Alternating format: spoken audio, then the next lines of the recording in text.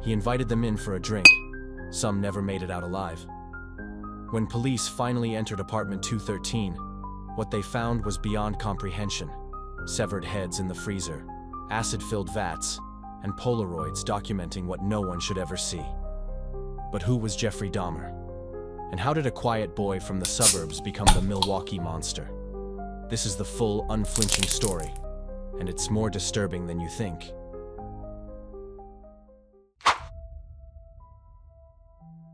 Jeffrey Lionel Dahmer was born on May 21, 1960, in Milwaukee, Wisconsin. From the outside, his early life might have seemed relatively normal. His father, Lionel, was a chemist, and his mother, Joyce, worked as a teletype machine instructor. But beneath the surface, things were far from stable. Even as a child, Jeffrey exhibited signs of emotional detachment. He was described as quiet, introverted, and oddly fascinated with dead animals.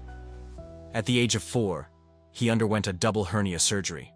Some psychologists believe this traumatic experience may have contributed to his future psychological issues. However, many of the warning signs were already visible. By age 6, Dahmer was collecting animal carcasses, dissecting them, and storing body parts in jars. His home environment was also turbulent. His parents' marriage was volatile, filled with shouting matches and emotional neglect. Dahmer's mother struggled with mental health issues and attempted suicide on multiple occasions. As a teenager, Jeffrey began to drink heavily.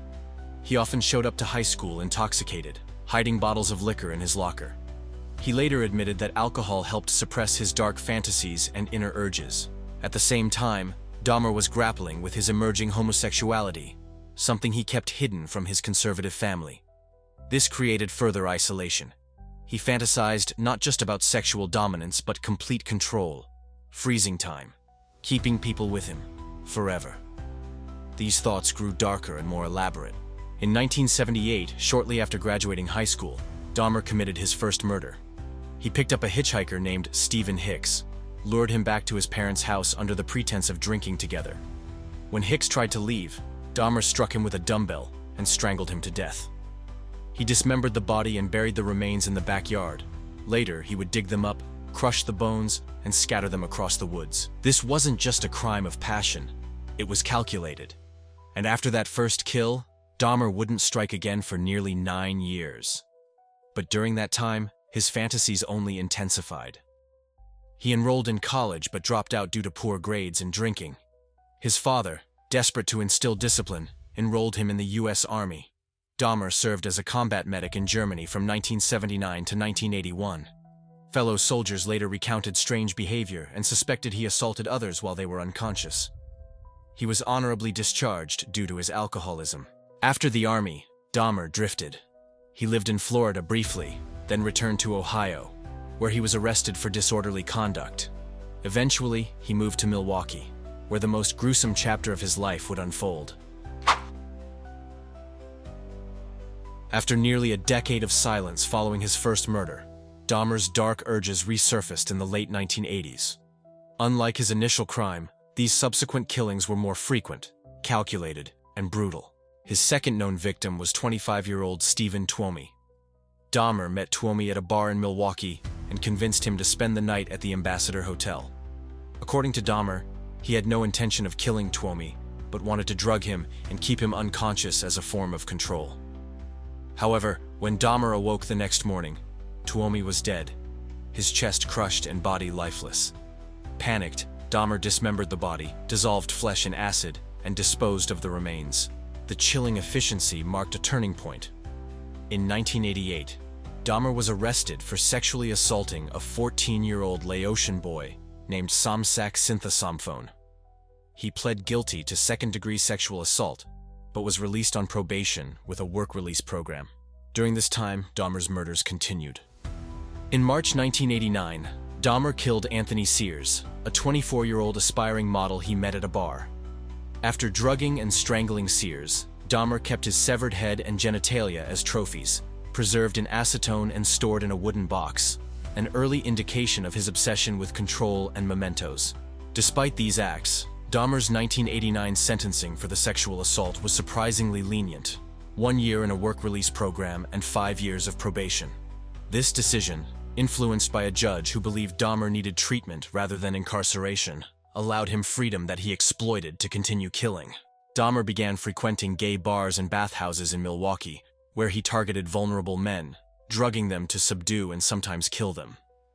His methods became increasingly ritualized, photographing victims, dismembering bodies in his bathtub, bleaching skulls, and experimenting with chemical preservation. Throughout this period, neighbors complained about foul odors emanating from Dahmer's apartments. Dahmer dismissed these concerns by attributing the smells to spoiled meat or broken refrigeration. A janitor noticed strange chemicals, but accepted Dahmer's explanation of a taxidermy hobby. By 1990, Dahmer had developed a routine of luring men to his apartment, drugging them, and killing them to satisfy his twisted desires for domination and control. His kills became more frequent and brutal, including victims like Ernest Miller, David Thomas, and Curtis Straughter. One of the most disturbing events occurred in 1991 when Dahmer attempted to create a zombie by drilling a hole into the skull of victim Errol Lindsay and pouring acid inside. The victim died in agony, but the act underscored Dahmer's descent into grotesque experimentation. Despite growing suspicions, Dahmer remained unnoticed by authorities and neighbors, continuing his killing spree unabated. After moving into his own apartment at 808 North 24th Street, Dahmer's killings became even more frequent and methodical. His living space transformed into a nightmarish laboratory of death.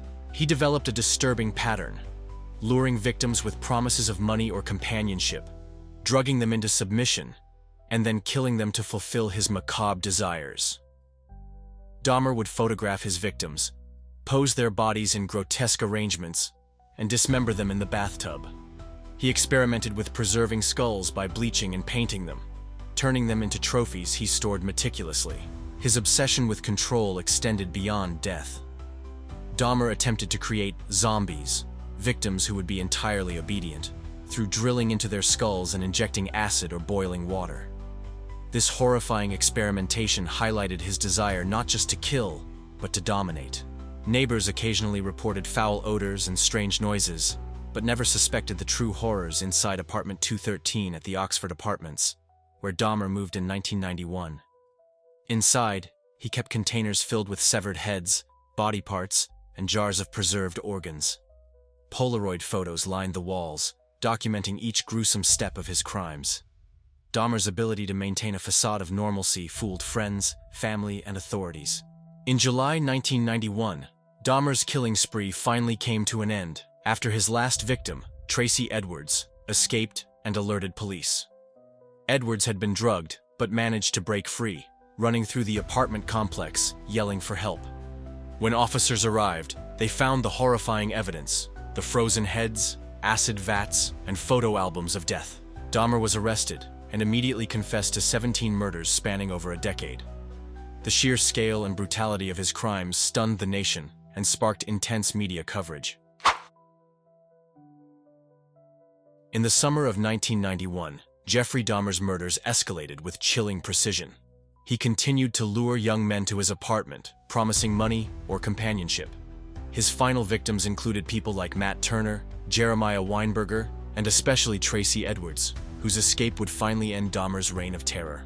On July 22, 1991, Edwards managed to break free after being drugged and restrained by Dahmer. Desperate and terrified, he ran from the apartment complex and flagged down 2 police officers, telling them about Dahmer and the men trapped inside. Police accompanied Edwards back to apartment 213, where they were immediately struck by a foul odor and signs of foul play. Upon entering the apartment, officers discovered horrifying evidence: severed heads in the freezer, containers of acid, Polaroids of dismembered bodies, and human remains scattered throughout the unit. Dahmer was arrested without resistance. He calmly confessed to killing 17 men between 1978 and 1991, providing details that confirmed the gruesome discoveries. Dahmer's capture sent shockwaves through Milwaukee and the entire nation. The realization that a seemingly ordinary man had committed such horrific crimes within a quiet apartment building was almost unimaginable. Following his arrest, Jeffrey Dahmer's case quickly became one of the most notorious in American criminal history. The trial drew intense media attention, with the public fascinated and horrified by the details of his crimes. Dahmer initially pleaded not guilty by reason of insanity, claiming that his urges were beyond his control and that he was compelled by a mental illness. However, the prosecution argued that his murders were calculated and premeditated, citing his careful planning, attempts to conceal evidence, and rituals involving the preservation of body parts. Psychiatrists on both sides testified. The defense's experts suggested Dahmer suffered from borderline personality disorder and psychosis, while the prosecution's experts countered that he was legally sane and fully responsible for his actions. Ultimately, the jury rejected the insanity defense and found Dahmer guilty of 15 counts of murder. He was sentenced to 15 consecutive life terms in prison, amounting to a life sentence without parole. During his incarceration at the Columbia Correctional Institution in Portage, Wisconsin, Dahmer was initially kept in solitary confinement for his own safety. He later integrated with the general prison population and took part in therapy sessions. Despite his crimes, Dahmer expressed remorse and claimed to have found religion while in prison. He reportedly became a born-again Christian and showed interest in counseling other inmates. However, Dahmer's life behind bars was short-lived. On November 28, 1994, he was beaten to death by a fellow inmate named Christopher Scarver. Scarver later said he targeted Dahmer because he was disgusted by his crimes. Dahmer's death closed the final chapter on one of the most chilling and tragic stories in criminal history. But his case continues to fascinate, disturb, and spark debate to this day. Jeffrey Dahmer's case has fascinated psychologists, criminologists, and the public alike, not just because of the horrific nature of his crimes, but due to the complex psychological factors behind them. Dahmer exhibited traits consistent with severe personality disorders, including borderline personality disorder and psychopathy. His early fascination with dead animals and dissection hinted at deep-seated issues with empathy and social connection. Psychiatrists often describe Dahmer as an individual struggling with extreme loneliness, rejection, and a desperate need for control. His crimes were not just about murder, but about possession and domination. He wanted to create living zombies to keep forever, people who would never reject or leave him. This desire to freeze time and control others reflected profound feelings of abandonment and powerlessness in his own life. Many experts believe Dahmer's upbringing contributed to his pathology. The instability of his family, his mother's mental health struggles, and his own early trauma likely played a role in shaping his psyche. Dahmer's case has also sparked significant discussion about the failings of the criminal justice system. His early release on probation despite serious charges allowed him to continue killing. Police missed multiple opportunities to intervene. Victims, often marginalized men, were overlooked and their disappearances sometimes ignored. This has raised important questions about systemic biases and the treatment of vulnerable populations. In the years since Dahmer's death, his story has permeated popular culture, from documentaries to films, books, and podcasts. He is often depicted as the embodiment of evil, a cautionary tale about the darkest corners of the human mind. At the same time, experts continue to analyze his life and crimes in hopes of understanding how to better detect, prevent, and treat such dangerous pathology in the future. Jeffrey Dahmer's story has become a grim fixture in true crime media, inspiring countless documentaries, movies, books, and podcasts. His chilling case embodies many of the elements that captivate true crime audiences: the quiet facade hiding unspeakable horrors, the psychological complexity, and the tragic consequences of systemic failures. The 2002 film Dahmer, starring Jeremy Renner, attempted to humanize the killer, exploring his troubled childhood and descent into madness. While controversial, it sparked conversations about mental illness and criminal responsibility. Netflix's Conversations with a Killer: The Jeffrey Dahmer Tapes, 2022, gave viewers an intimate look at Dahmer's own voice through recorded interviews, offering chilling insights into his mindset. The series was widely praised for its unfiltered approach, but also sparked debates about the ethics of true crime storytelling, questioning how to balance the public's fascination with respect for victims. Dahmer's legacy also highlights how society treats the victims of such crimes. Many of Dahmer's victims came from marginalized communities, often people of color, immigrants, or LGBTQ+ individuals. Their stories were sometimes overshadowed by the infamy of the killer himself, raising critical discussions about visibility and justice. In reflecting on Jeffrey Dahmer's life and crimes, it's important to remember the human cost behind the headlines. Each victim had a story, dreams, and loved ones forever affected by his actions. While Dahmer's story may never fully be understood, it serves as a powerful, haunting reminder of the darkest depths of human psychology and the urgent need for vigilance, compassion, and justice. Thank you for watching this detailed account of Jeffrey Dahmer's life and crimes. If you found this video informative, please like, subscribe, and share to support this channel. We'll continue to bring you in-depth true crime stories with respect and accuracy.